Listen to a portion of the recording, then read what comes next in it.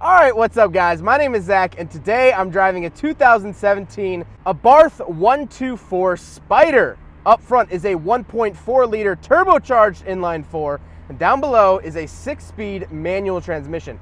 Now, this is pretty much a Fiat. Well, it's not pretty much, it is a Fiat. Well, it's also sort of a Mazda. It's a Mazda and a Fiat, but it's labeled as an Abarth. Try to keep that straight. But there is the Fiat 124 Spider, and this is essentially the tuned, nicer, cooler version of that car. It gets better aesthetics, it gets little badges, looks great, sounds better, same engine. This makes 5 more horsepower than the Fiat 124 Spider. But this gets the exhaust, it feels great, it sounds great. A little bit of second gear here. You don't get a whole lot of sound actually in the cabin, but it does sound great. I will put a microphone on the exhaust. I'll let you guys get a listen to that.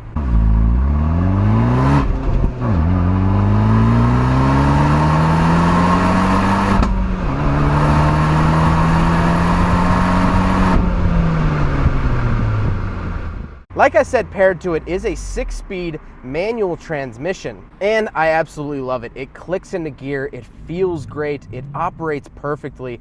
Everything you want out of a good manual transmission, this car does and has. Last but not least, of course, the 124 Spider is rear-wheel drive with a limited slip differential. It's part of the Abarth package. I like that a lot. Wow, taking that corner feels great. So let's talk about the interior. Well, in front of me, I have 3 main gauges. On the left, I have an information gauge giving me the outside temperature, MPG, coolant temperature, and my fuel. In the center, I have a beautiful center-mounted tachometer. I absolutely love this. All sports cars, anything sporty should have a center-mounted tachometer because that is what you're looking for. That is what you deserve, that's what you need. And then on the far right, I have my speedometer, which goes up by 20s. We'll talk about that a little bit later on. You can actually swap that out for a Mazda part. On the steering wheel, it does say Fiat, so this is part of the showing of the Fiat. However, if you got a final year 2020 Fiat Abarth Spider, it actually came with the Abarth logo in the center instead of the Fiat logo. But to the left of me, I have my volume options, track changes, and phone. And then on the right, I have my cruise control settings. Now this is a Mazda steering wheel. To the left of me, I just have a vent, my traction control on and off, and my blind spot monitoring on and off. Although right now, I don't have much of a blind spot. On the door down below, sort of by my kneecap, I do have my power mirrors, power locks, and power windows. In the center, I do have an infotainment screen. I don't like this. And before we get any further, I've been beating around the bush. Mazda manufactures this car. This is a Mazda Miata with a different body. And I'm not speaking in hyperbole. This is legitimately the exact same as a Mazda Miata with a different body and a different engine and transmission. We'll talk about that more later on, but all this stuff in here is Mazda. So this infotainment screen is Mazda. This is from Mazda, and I've said it in all my Mazda reviews. I absolutely hate this system. I think the navigation is poor. I think the selectability and customization is very poor. Overall, I don't think it's a very good or worthwhile system. I'm sorry. However, you can go online and you can very easily get an Apple CarPlay or Android Auto hack. So essentially you jailbreak your Fiat and you can get all those things. Down below that center screen that I hate so much, I have my hazard switch and another vent and my air conditioning and heating controls. I absolutely love that. Air conditioning blows nice and cold, but do you really need it? Then I have my heated seats, 2 USB inputs and an aux input, and then my shifter. We do have sport mode, so let's see what it'll do in sport.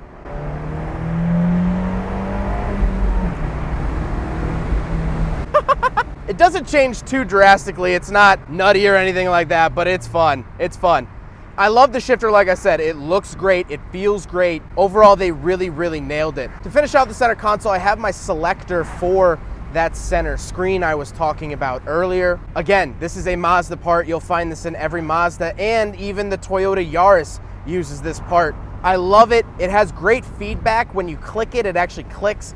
Feels great, looks great, everything I want out of a selector dial, it's right there. Now we have to talk about the seats. The seats are nice and comfortable. The headrests have speakers in them, so when you're driving top down, you will still be able to listen to Jason Derulo on full blast, or Lil Peep, or Kenny Chesney, whatever you're into. You can listen to it here. The seats are nice and comfortable. They don't have super extreme high bolsters, which is nice because I'm a big guy and I don't like big bolsters. Well, more Big bolsters don't like me, but it's very, very nice. I don't have back seats, so let's talk about the looks. I love the look of this, and that's almost my biggest problem with this car, is that I absolutely 100% drool over the looks of this car. I think it looks fantastic. I think it looks amazing. I think it's so good looking that it hurts my heart, because I am a Mazda fanboy. I am a die-hard Mazda fan. I've owned 4 Mazdas. Our camera car is my own personal Mazda Miata. And so it hurts my heart, it genuinely hurts my heart to say that the best looking Miata has a Fiat badge on it. I think this looks better than the ND. I do, just as a fun car, just as something. It looks sportier, but it doesn't look closed off to the world. The headlights of the Miata are so small, it's squinting, it doesn't want to see the rest of the world, but this is eyes wide open. It has a bulge in the hood. And so comparing this to the Mazda Miata, the ND Miata, this has a different engine and transmission, but besides that, suspension wise, this is a Miata. This is a Miata through and through. I think, God, I would take this over an ND. I would. God, that hurts my heart to say. I love Mazda. I will live and die by Mazda. I can't stop buying them, but the best Mazda of all is a Fiat. This is the best. This is so good. If you're between an ND or a 124, my money's on the 124. Makes a little bit more power. I'll put up stats here. Makes a little bit more power than the ND. Really, my hat's off to the designers of this car, and I don't know who that is, whether that's the Japanese or the Italians. My one hesitation with getting one of these was the Chrysler dealer, the FCA dealers. Fiat, Chrysler, they don't have good customer service. My family has owned 3 different FCA products, and we hate taking it to the dealer. It's almost like going to the DMV. It's not what you want to do. But as I was talking to the owner, he brings us to the Mazda dealer. He brings us to the good team, the good old boys. And the Mazda dealer actually has the proper tools to deal with this. The Fiat dealer, they just have the tools for the Fiat 500 and Fiat 500L and whatever else Fiat's making. But David said I could bring this to the Mazda dealer and they'll handle it through and through. I love that. The best Miata isn't a Miata. It's an Abarth.